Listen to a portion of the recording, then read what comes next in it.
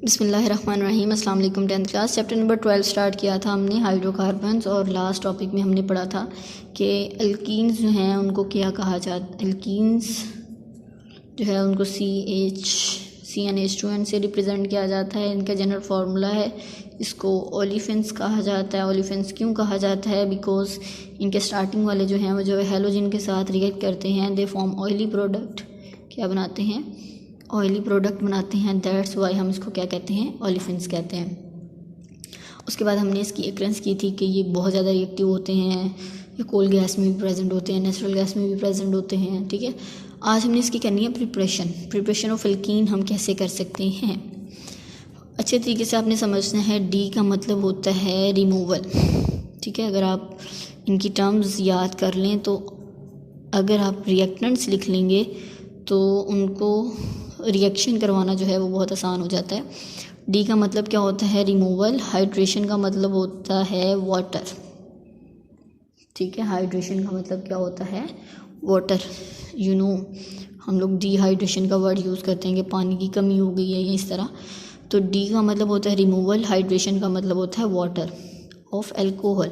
हमारे पास एल्कोहल हमने last chapter में फंक्शनल ग्रुप में पढ़ा था कि अल्कोहल क्या होता है। अगर किसी भी आर ग्रुप के साथ हम लोग OH लगा दें तो दैट इज़ कॉल्ड एल्कोहल। ये क्या बन जाता है? एल्कोहल बन जाता है। अब किसी की डिहाइड्रेशन के लिए सबसे मोस्ट इम्पॉर्टेंट जो हमारे पास चीज़ है वो होनी चाहिए sulphuric acid and 180 degree centigrade temperature. ठीक है, तो ये दोनों चीज़ें आपने याद रखनी है कि इसके लिए जैसे हमने किया था हाइड्रोजनेशन ऑफ अल्केन में हमने किया था, हमारे पास निकल होना चाहिए, प्लाटिनम टेम्परेचर जो है 250 to 300 डिग्री सेंटीग्रेड होना चाहिए। लेकिन इस केस में क्या है, हमारे पास सल्फ्यूरिक एसिड होना चाहिए और 180 डिग्री सेंटीग्रेड टेम्परेचर होना चाहिए। अब लेट स्टार्ट, हम इसका रिएक्शन करके देखते हैं। अल्कोहल है हमारे पास, कोई भी आप अल्कोहल ले लें। और एक बात याद रखें, हमने बनाना है अल्कीन, और एल्कीन सबसे सिंपलेस्ट कौन सा है? इथीन। ठीक है, इथीन के लिए भी कितने कार्बन होने ज़रूरी हैं? 2।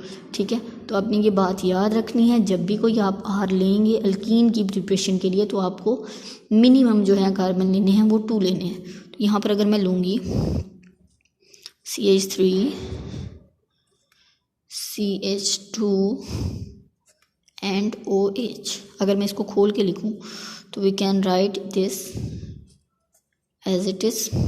यहाँ पर H आ जाएंगे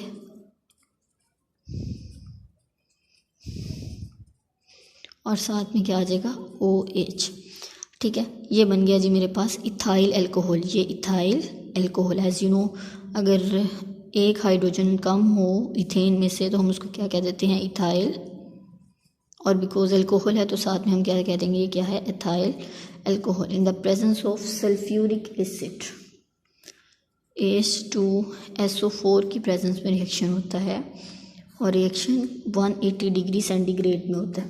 ठीक है, तो यहाँ पर बेसिकली क्या बनता है? अच्छा, ये आपने याद रखना, ये 2 स्टेप्स में होता है रिएक्शन। फर्स्ट स्टेप में क्या होता है जी? फर्स्टली यहाँ से अगर मैं इसको भी खोल के लिखती तो आप देख सकते हैं यहाँ से OH और यहाँ से एक H, ये मिलके क्या बना देते हैं? वाटर। क्या बनाते हैं? वाटर। और साथ में अब हमारे पास क्या बन जाता है? CH3 CH2। इसके अलावा अब यहाँ पर आप देख सकते हैं हमारे पास क्या बचा है? HSO4 negative. ये नेगेटिव जाके इसके साथ रिएक्ट करेगा, लेकिन कुछ इस फॉर्म में करेगा। अच्छा, इसको लिखने का मेथड उन्होंने लिखा हुआ है, इसको थोड़ा सा घुमा के लिखा हुआ है तो उससे आपने कंफ्यूज नहीं होना। बेसिकली रिएक्शन जो है वो ऑक्सीजन करता है, हाइड्रोजन जाके इसके साथ रिएक्ट नहीं करता। दैट्स वाई इसको इस फॉर्म में लिखा हुआ है। ठीक है, तो ये हमारे पास इंटरमीडिएट बनता है, लेकिन ये स्टेबल नहीं होता। हम इसको हीटअप करते हैं, मैं यहीं पर लिख रही हूँ। इसको जब हीटअप किया जाता है तो ये सारे का सारा कंपाउंड यहाँ से क्या हो जाता है? ब्रेकअप हो जाता है। जब ये टूटेगा तो यहाँ से एक हाइड्रोजन लेगा। ठीक है, यहाँ से हाइड्रोजन लेकर क्या बना देगा? H2SO4, और साथ में हमारे पास यहाँ पर कितने हाइड्रोजन रह जाएंगे? 2 डबल बॉन्ड CH2। ठीक है, इसको मैं एक दफ़ा दोबारा आपको बता देती हूँ। बेसिकली क्या हुआ है हमारे पास? हमने लिया अल्कोहल,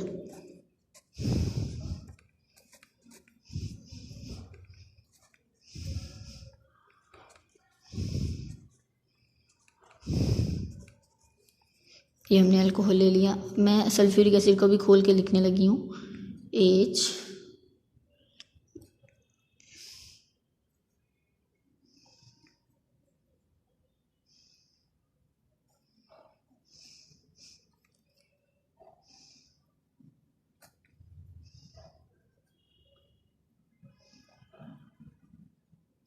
कुछ इस तरीके से रिएक्शन होता है। ये बेसिकली यहाँ पर हमारे पास H2O जो है ये वो अलग हो जाते हैं, ठीक है। जब ये अलग होंगे ये ऑक्सीजन जाके इसके साथ रिएक्ट कर लेगा, हमारे पास वाटर अलग हो गया और ये ऑक्सीजन इसके साथ मिल जाएगा। तो दोबारा से CH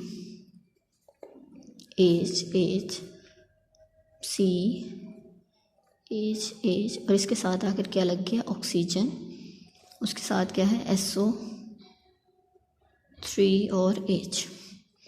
अब ये बिकॉज स्टेबल नहीं है, जब आप इसको हीटअप करते हो, इसको मैंने हीटअप किया, हीटअप करने से क्या बना, इस कार्बन ने ये वाला और इसने एक हाइड्रोजन दे दिया। तो आप देखें जब ये यहाँ से ब्रेकअप होगा तो यहाँ से एक इलेक्ट्रॉन ये वाला, और जब ये ब्रेकअप होगा तो ये वाला इलेक्ट्रॉन ये आपस में मिलकर क्या बना देंगे, double bond, C double bond H, H2 यहाँ पर और H2 यहाँ पर, और साथ में क्या बन जाएगा आप देख सकते हैं, एक हाइड्रोजन था ये मिला तो H2 और SO4। तो सल्फ्यूरिक एसिड जो है वो हम लोग दोबारा से हासिल कर लेंगे और साथ में हमारे पास क्या बन जाएगी, इथीन बन जाएगी, ठीक है। तो यहाँ पर same as it is dehydration हो गई, हमारे पास वाटर जो है वो रिमूव हो गया। ओके जी, सेकंड है डी का मतलब मैंने अभी बताया क्या होता है, रिमूवल। हाइड्रो का मतलब होता है हाइड्रोजन, हेलोजन का मतलब क्या होता है, हेलोजन। हमने हाइड्रोजन और हेलोजन जो है मतलब HX को रिमूव करवाना है, किस में से, अल्काइल हैलाइड्स में से। अल्काइल हैलाइड क्या होते हैं, RX। R का मतलब कोई भी अल्काइल ग्रुप हो सकता है, लेकिन फिर अगेन मैं वही बात कर रही हूँ, बिकॉज वी फॉर्म एल्कीन्स, हमने एल्कीन की प्रिपरेशन करनी है तो हमारे पास मिनिमम जो कार्बन है वो कितने होने चाहिए, 2 होने चाहिए, ठीक है। तो मैं यहाँ पर आपको करके दिखाती हूँ। अल्काइल हैलाइड है हमारे पास, हम कोई भी अल्काइल हैलाइड ले सकते हैं, मैं 2 कार्बन वाला ही ले रही हूँ। और आपने एक चीज़ याद रखनी है, अल्काइल हैलाइड का मतलब है कोई एक जो है उसमें से क्या होना चाहिए, X ग्रुप होना चाहिए। Cl में ले रही हूँ यहाँ पर, ठीक है। और साथ में मेरे पास यहाँ पर क्या है, H।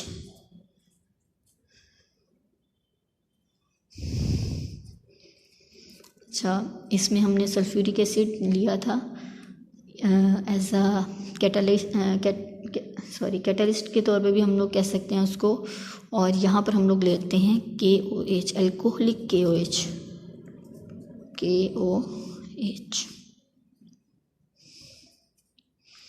अब ये क्या काम करता है, ये बेसिकली इसको यहाँ से ब्रेक डाउन के लिए काम करता है। अब यहाँ पर रिएक्शन क्या होता है, हमने कहा removal of hydrogen and halogen from the nascent hydrogen, sorry adjacent hydrogen. Adjacent hydrogen में से, एडजेसेंट का मतलब होता है साथ साथ वाले, जब यहाँ से ब्रेक डाउन होगी ये एक इलेक्ट्रॉन और यहाँ से ब्रेक डाउन होगी तो ये एक इलेक्ट्रॉन, ये मिलके क्या बना देंगे, डबल बॉन्ड। तो यहाँ पर हमारे पास क्या बन जाएगा, C double bond C H2 और साथ में H2। साथ में आप देख सकते हैं अगर आप इसको ब्रेक डाउन इसकी करें, चले मैं इसको अलग अलग पहले लिख लूँ, एक H पॉजिटिव बनता है और एक Cl नेगेटिव, और साथ में हमारे पास क्या है, KOH।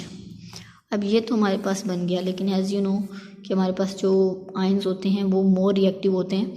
तो यहाँ पर H पॉजिटिव Cl नेगेटिव, इनकी ब्रेक डाउन करें, K पॉजिटिव और OH नेगेटिव। ये अभी तक हमारे पास एक सॉल्यूशन के अंदर, या हमारे पास जो कंपोनेंट जो हम रिएक्शन करवा रहे हैं उसके अंदर प्रेजेंट है।